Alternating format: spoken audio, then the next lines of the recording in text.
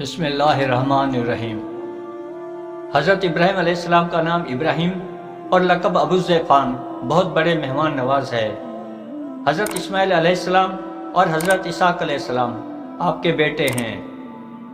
حضرت اسماعیل علیہ السلام کی والدہ کا نام حضرت ہاجرہ رضی اللہ عنہ اور حضرت اسحاق علیہ السلام کی والدہ کا نام حضرت سارہ رضی اللہ عنہا ہے۔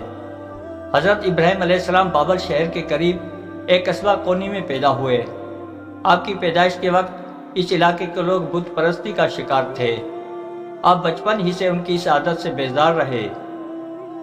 جب آپ جوان ہوئے تو آپ کو نبوت عطا کی گئی اور آپ نے تبلیغ توحید شروع کر دی۔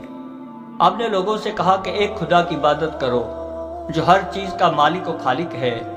آپ نے ان لوگوں سے کہا کہ اپنے ہی ہاتھوں سے تراشیدہ پتھر اور لکڑی کی ان بے جان مورتیوں کی عبادت کرنے سے کیا فائدہ، جو نہ تو تمہاری بات سن سکتے ہیں اور نہ ہی تمہاری کسی بات کا جواب دے سکتے ہیں۔ جب ان لوگوں سے حضرت ابراہیم کی ان سچی باتوں کا کوئی جواب نہ بن پایا تو وہ کہنے لگے کہ ہم ان کی پوجا اس لیے کرتے ہیں کیونکہ اپنے آبا و اجداد کو بھی ایسا ہی کرتے دیکھا ہے۔ ایک بار میلے کے تہوار پر لوگ قریبی جنگل میں گئے۔ آپ علیہ السلام کی غیر موجودگی میں ان کے بت خانے میں تشریف لے گئے اور سوائے ایک بڑے بت کے باقی سب بتوں کو توڑ دیا اور کلہاڑا اس بڑے بت کے کندھے پر رکھ کر آپ لوٹ آئے۔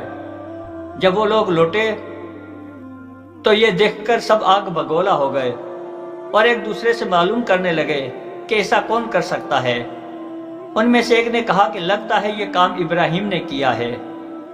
وہ لوگ حضرت ابراہیم علیہ السلام کو پکڑ کر لے گئے اور پوچھا کہ یہ سب تم نے کیا ہے؟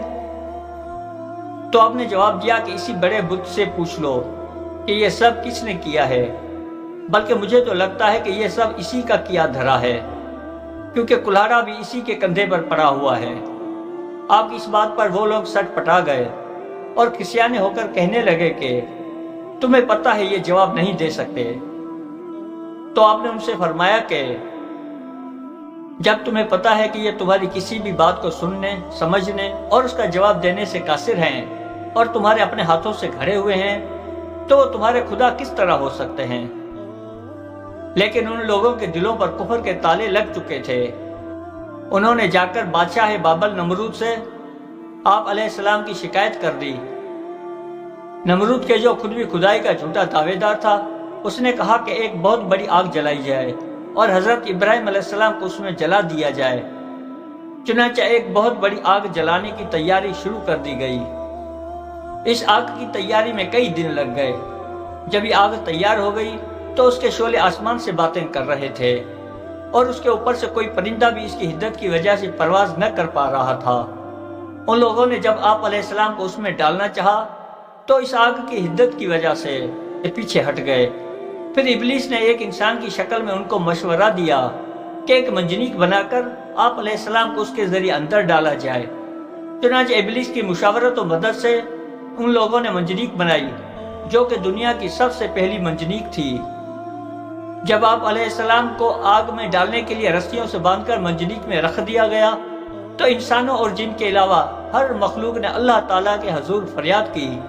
فرشتوں نے جب آپ کے پاس پہنچ کر مدد کی پیشکش کی تو آپ نے فرمایا کہ میری امداد کے لیے میرا رب ہی کافی ہے اور وہ میری حالت و ضرورت سے بخوبی واقف ہے۔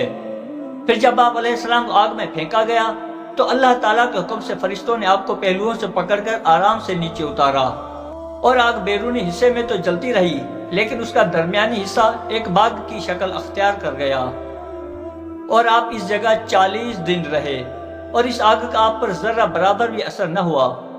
نمرود نے اپنے محل کی بلندی سے آپ کو ایک باغ میں بیٹھے دیکھا تو حیران رہ گیا اور آپ سے چیخ کر کہا کہ اگر آپ باہر آ سکتے ہو تو آ جاؤ۔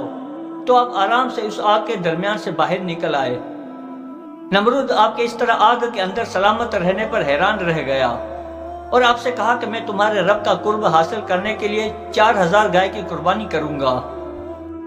آپ نے نمرود سے فرمایا کہ جب تک تم اس ایک رب پر ایمان نہیں لاتے تمہاری یہ قربانی تمہیں قطعاً کوئی فائدہ نہ دے گی۔ نمرود نے 4000 گائے کی قربانی تو کی لیکن اپنے کفر پر بدستور اڑا رہا اور اپنی خدائی کا جھوٹا دعویٰ کرتا رہا۔ پھر نمرود نے آپ علیہ السلام سے مناظرہ کیا حضرت ابراہیم علیہ السلام نے فرمایا کہ میرا رب وہ ہے کہ جو ہم سب کو زندہ کرتا اور مارتا ہے، یعنی کہ پیدا کرتا ہے اور پھر موت دیتا ہے۔ نمرود نے اس دلیل کے جواب میں 2 افراد کو بلوایا، ایک کو قتل کر دیا اور دوسرے کو چھوڑ دیا، اور پھر انتہائی بھونڈی دلیل دیتے ہوئے کہا کہ یہ تو میں بھی کر لیتا ہوں، زندہ بھی کرتا ہوں اور مارتا بھی ہوں۔ اس کے بعد حضرت ابراہیم علیہ السلام نے دلیل دیتے ہوئے فرمایا کہ میرا رب سورج کو مشرق سے طلوع کرتا ہے، اگر تو خدا ہے تو اسے مغرب سے طلوع کر کے دکھا۔ آپ علیہ السلام کی اس بات کا نمرود سے کوئی جواب نہ بن پایا اور وہ مبہوت رہ گیا۔ جب نمرود اور اس کی قوم اپنے کفر سے باز نہ آئے تو اللہ تعالیٰ نے ان پر مچھروں کا عذاب نازل کیا۔ مچھروں کی زیادتی کا یہ حال تھا کہ ان کی وجہ سے سورج چھپ گیا اور دھوپ زمین پر نہ آتی تھی۔ مچھروں نے نمرود کے علاوہ باقی لوگوں کا خون چوس لیا اور ان کا گوشت چاٹ گئے اور ان کی صرف ہڈیاں ہی رہ گئی۔ نمرود کے دماغ میں ایک مچھر گھس گیا جو اسے اس وقت تک کاٹتا جب تک نمرود کے سر پر جوتیاں نہ ماری جاتی۔ جوتیاں پڑنے کے بعد مچھر کچھ دیر کاٹنا بند کر دیتا لیکن پھر کاٹنا شروع کر دیتا۔ نمرود نے 800 سال سے کچھ زیادہ عمر پائی۔ شروع کے 400 سال تو اس نے بڑے شان و تکبر سے حکومت کی، لیکن باقی 400 سال اسی طرح اس کے سر پر جوتے پڑتے رہے اور اللہ تعالیٰ خدائی کے اس جھوٹے دعوے دار کو ذلیل و رسوا کرتا رہا۔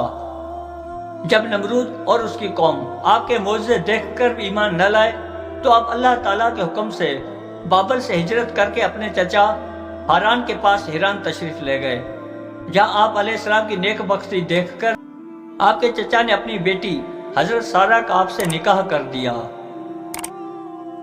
واللہ عالم بالصواب۔